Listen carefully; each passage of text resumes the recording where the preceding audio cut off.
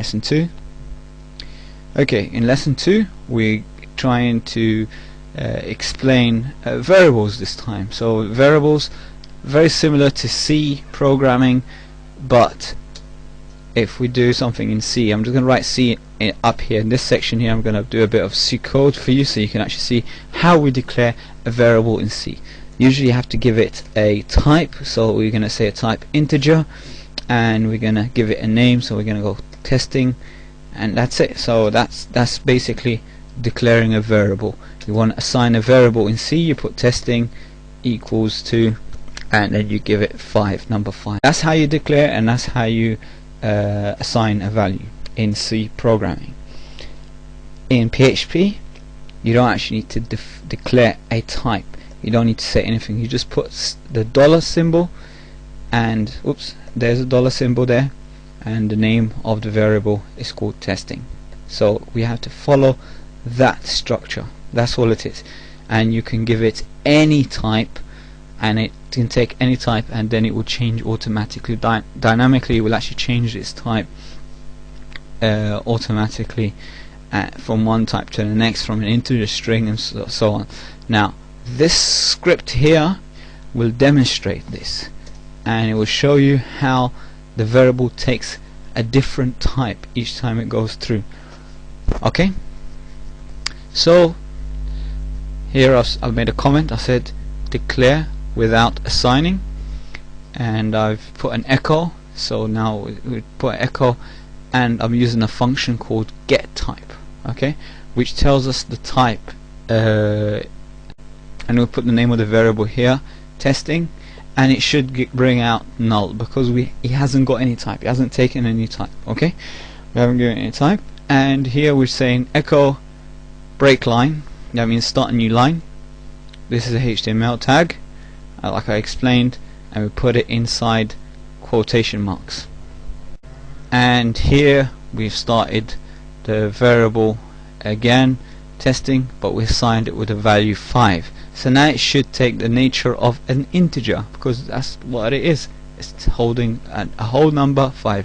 And now we're going to test. I'm going to say echo get type, and say question mark, sorry, not question mark, dollar testing, the name of the variable, and it should print out integer. Start a new line again. This time we give it the character 5 as a string, and it should, here when we do the test, it should say string. Notice again we're using comments here, so this section where there's a comment, it will be ignored by the interpreter. Okay, we do that again here. As you can see, I've put a float number this time, and it should say float, and it takes and we put another one. We can put true, false, we can put any value here, and it would do the test again, and it should say boolean. Okay, and I'm gonna do another, otherwise it's gonna stick together because we haven't done a new line break here. This time we're gonna give it, assign testing an array. If you recall how we do arrays in C programming, well, in PHP it's just the name of the variable, and then you assign it the type array, and then you put the elements within the brackets, just like so, and it will do the test, and it should say it's an array. I don't need to put this bit here, I don't need to assign it anything, and we just start a new line here, and that's the end of the script. This is lesson 2, but I'm just going to give you a little intro into comments. Now, just the same way in C, we've used that, and we've used this one as well. Okay, this is the start of the comment.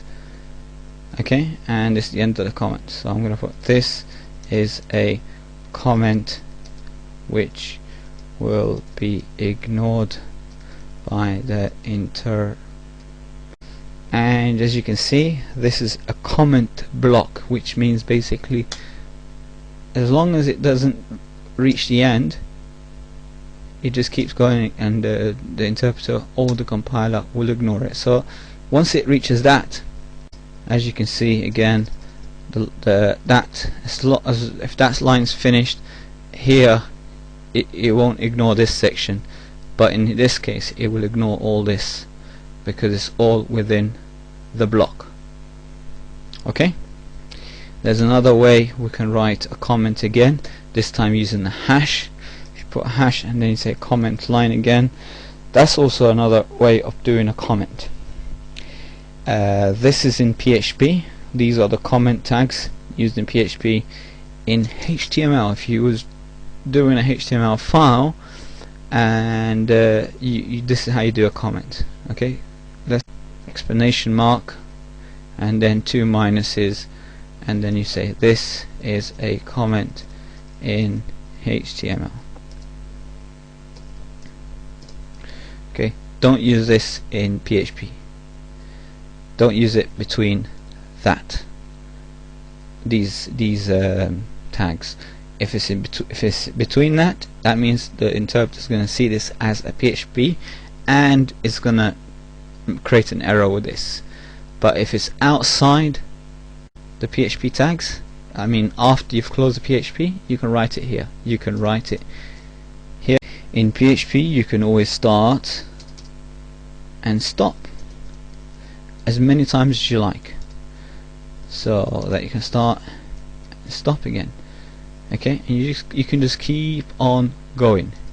Here we can actually put some HTML or a comment HTML. Okay, so that bit would be ignored. Okay, but it's regarded as HTML, and we open it again, we close again, and here. Okay, if I can't put this comment before the PHP tag, and again I open and I close it here. Okay, and I open and close again, and as you can see I can put any HTML tag here as well. So that's lesson 2. I'm gonna save this and I'm gonna go to here again, go to umacom.com, PHP lessons again. Very quickly I'm just gonna click on edit, see it in here. That's the code that we wrote in text editor, and let's see what happens. So the first test produced null, type, integer, string, double, boolean, and array, and that's exactly what the purpose of the script. Okay, we've said it here as in comments. We said it's going to say integer, string, float, boolean, and array at the bottom there, and the first one was null. That was the first test.